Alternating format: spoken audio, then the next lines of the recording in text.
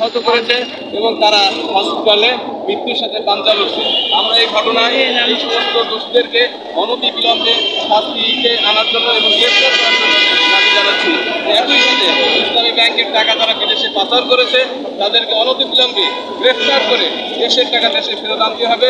দীর্ঘদিন যাবৎ এখানে যে অনিয়ম দুর্নীতি হয়েছে সেগুলোর সুষ্ঠু বিচার আমরা দাবি করছি। আমরা প্রাথমিকভাবে জানতে পেরেছি আমাদেরকে 9 জন গুলিবিদ্ধ হয়েছে এবং 3 থেকে 6 জন একটু আশঙ্কাজনক অবস্থায় রয়েছে।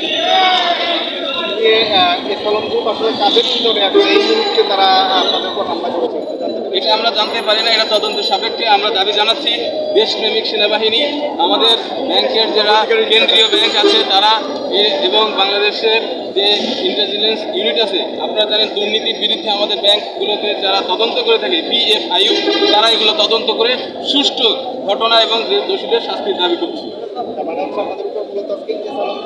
এবং তার দোষরা হামলা করেছে।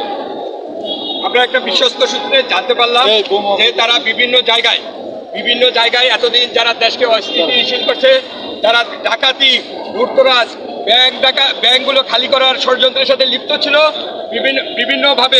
বিভিন্নভাবে এই দেশের বিভিন্ন অর্থনৈতিক প্রতিষ্ঠান, সামাজিক শিক্ষা ব্যবস্থা সব দেশকে একেবারে ধ্বংস করার ষড়যন্ত্র ছিল। তারা আবার এখন নেপথ্যে এই গুলিস্তান আশেপাশে তারা চেষ্টা করতেছে।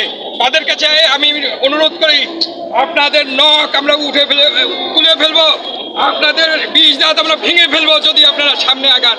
সাবধান হয়ে যান। এই দেশের দেশপ্রেমিক সেনাবাহিনী ব্যাংকের সামনে অবস্থান নিয়েছে এবং যারা এই বিজ্ঞ যে অন্তর্বর্তীকালীন সরকার আছে এবং প্রশাসনের লোকগুলো তাদের দায়িত্বগুলো বুঝে নিচ্ছে। সুতরাং অতীতে যা করছে তার জন্য পার পাবেন না।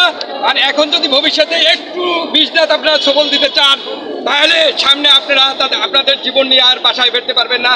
আমরা আপনাদেরকে উদ্যত আহ্বান জানাচ্ছি, আপনারা প্রশাসনের লোককে সহযোগিতা করেন, আপনারা এই দেশের যারা অন্তর্বর্তীকালীন সরকার আছে তাদেরকে সহযোগিতা করে একটা সুন্দর স্টেবল পজিশন করতে দেন এবং বিচার বিভাগীয় এবং প্রশাসনিক যে তথ্য আছে এদের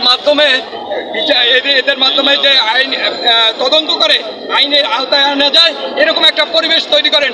আমাদের সেনাবাহিনীদেরকে সাহায্য করেন, আমাদের পুলিশ ভাইদেরকে সাহায্য করেন, আমাদের ডিবি সিআইডি যত যারা আছে সবাইকে সহযোগিতা করেন, তাদেরকে সহযোগিতা করেন। তাদের সাথে আমরা আছি এই দেশের শান্তি শৃঙ্খলা বজায় রাখার জন্য। যা করা দরকার আমাদের সেই আবু সাঈদের মতো আমরাও বুক পেতে দেবো গুলির সামনে। আমরা জীবনের ভয় করি না, আমরা অতীতেও কখনো আমরা স্বার্থ হাসিল করার জন্য কোনো কাজ করি নাই, এখনও করতেছি না, ভবিষ্যতেও করবো না ইনশাল্লাহ। আমরা সৎভাবে জীবনযাপন করে ইমানের সাথে আমরা মৃত্যু চাই, আমরা শাহাদাতের মর্যাদা নিয়ে যেতে চাই, আমরা মুসলমান হিসাবে মরতে চাই এবং হিন্দু বৌদ্ধ খ্রিস্টান যারা আছে আমরা কাঁধে কাঁধ মিলে সুন্দর একটা বাংলাদেশ গঠন করার জন্য আমরা ঐক্যবদ্ধভাবে এই দেশকে সোনার বাংলা করব ইনশাআল্লাহ। কোনো অপশক্তির কোনো স্থান এই দেশের মাটিতে হবে না। এই দেশ শাহজালালের দেশ, এই দেশ মাকদুমের দেশ, এই দেশ হইল ইসলামের মূল্যবোধের এই 20 কোটি জনতার দেশ, কোনো ষড়যন্ত্রকারীর দেশ না। তাদেরকে আবারও হুঁশিয়ার করে দিচ্ছি, সাবধান হয়ে যান, সাবধান হয়ে যান, সাবধান হয়ে যান। আমরা শান্তি চাই, শান্তির পক্ষে আছি। আসসালামু আলাইকুম।